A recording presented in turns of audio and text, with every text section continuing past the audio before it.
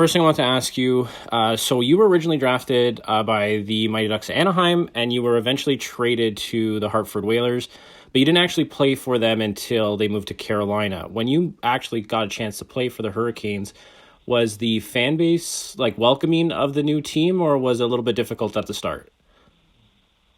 Um, well, yeah, you're right. Well, I didn't play for either of those places until I got there. But once we did get to Raleigh, where we were actually playing in Greensboro, which is about an hour and a half away from Raleigh, and I think it was kind of a mix. Like, you either had like the diehards, and there weren't many of them.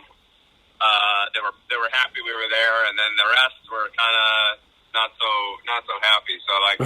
They knew that we were, and the fans that were there, even still, like in Greensboro, they didn't want to be, in 2 years when our building was built, where we were going to be playing, they didn't want to have to be traveling that far. So the people in Greensboro weren't really interested in, making us their team because, they didn't want us to be traveling in 2 years. So it's kind of tough. Right. We did have some that like we did. We all lived in Raleigh and played in Greensboro. And a lot of people did drive out there for the games, but our crowds were nothing spectacular, that's for sure. I remember when we were in, I think it was Halloween, and one of the announcers made the joke that everybody came dressed as seats because all the seats were green, and it was a sea of green out there. Right. And now one of the best years, I think probably your best career year was also the year the Hurricanes went to their first Stanley Cup final. Now, was it difficult kind of coming up short, or did you kind of enjoy just that whole journey to get to the Cup final? And like, did the fans also kind of hop on and become better as that transition happened? Well, I think anybody will tell you it's disappointing not to walk away with the Cup. That's the number one goal for anybody playing in the show. And yeah, it was. But at the same time, it was the most fun I ever had playing hockey. It was amazing. Guys playing the guys I played with, the guys I played against. Just a straight up playoff hockey. It was an awesome experience. As far as the fans, by then the Hurricane fans were pretty solid. Throughout the they're solid now. They're some of the most diehard fans around. But they're in the playoffs. It's a whole, and this is everywhere. It's a different atmosphere. But down here, I feel like it's a little bit a step above even, just because you go to Toronto and it's hockey crazy all year round. Where Right. down here, they're fans, but then when it comes to playoffs, they go out of control.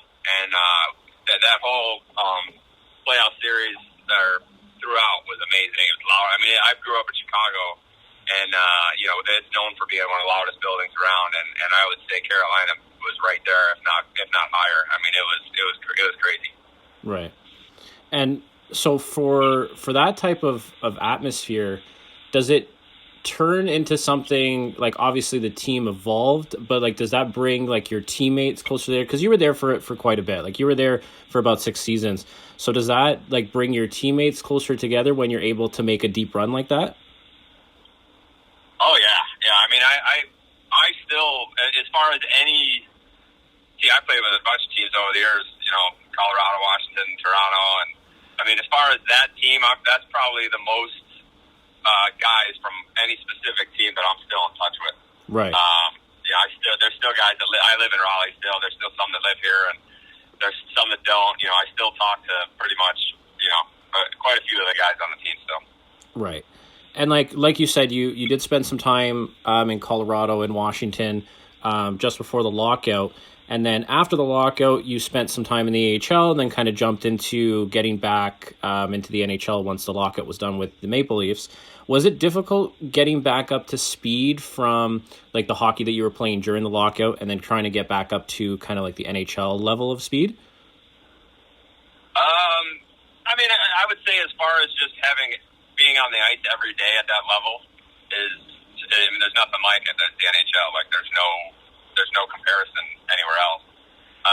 But I will say it's to a degree easier to play in the NHL than it is in the AHL. You're playing with so many good players. Every pass is on the tape. You're not getting pucks in the feet. It's to a degree easier to get by out there. Right.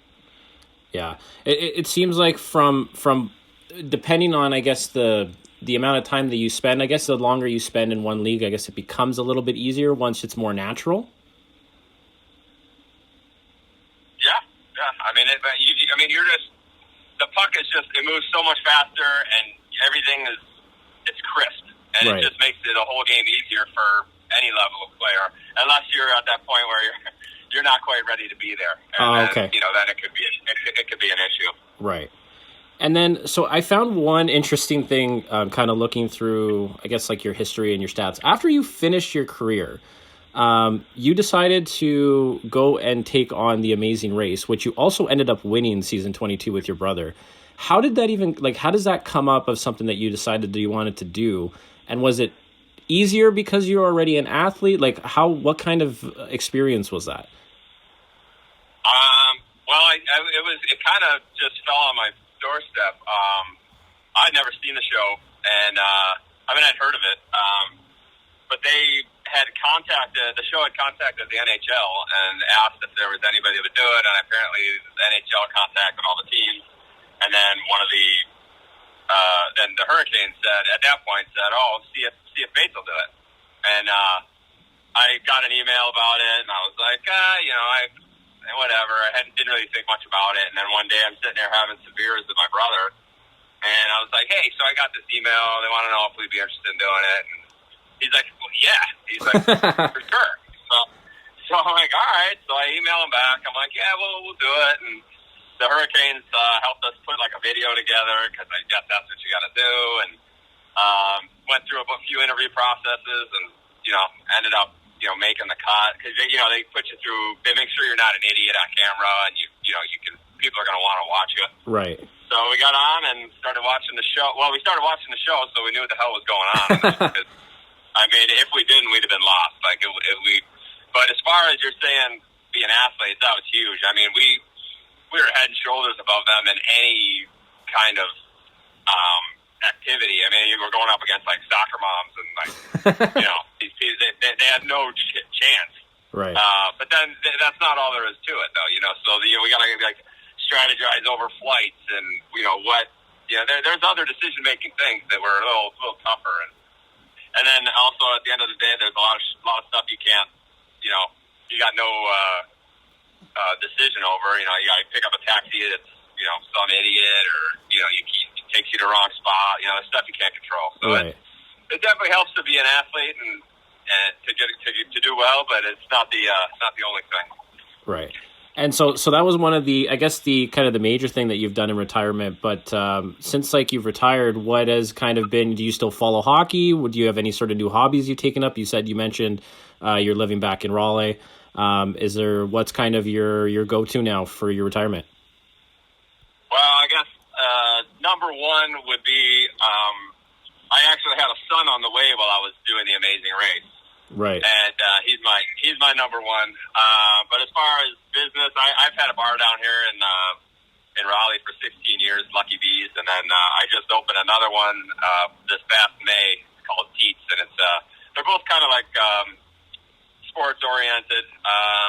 But that kind of takes up my time for now. And as far as hobbies, with not being on the ice all the time, and then I kind of got into a little bit of woodworking, but other than that, just relaxing in the nice Raleigh weather. Not quite current good weather right now at this point, but for the most part, it's a nice place to live. Right. Well, I'll definitely have to make a visit to your bar if I'm ever down in Raleigh.